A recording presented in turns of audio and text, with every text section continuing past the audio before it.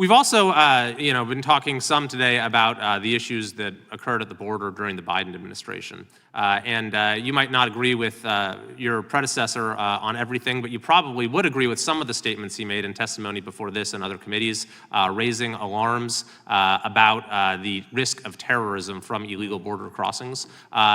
Since becoming director, have you gotten some insight into how well calibrated those warnings were, and what is the status of that risk now? Since becoming director, there's been a sharp decrease of border crossings for known or suspected terrorists from the southern border. But unfortunately, there has been a sharp increase of known or suspected terrorists entering through our northern border.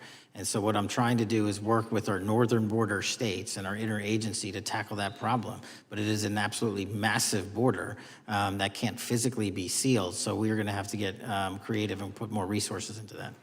And in a similar vein, there were over 500,000 unaccompanied children that crossed the southern border during the Biden administration. As we know, many were trafficked either through forced labor or sex trafficking.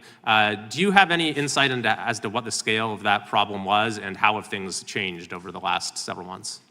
Other than what you outlined in terms of how it was described, I don't have any additional details. In terms of how many people are being trafficked into this country, especially unaccompanied missing children, that number has drastically reduced because the coyotes that smuggle these children for their criminal activity are the same ones that smuggle in narcotics or the same one that traffic older age women. They're all interconnected, and because of the sealing of the southern border by this administration, that has come to a near halt.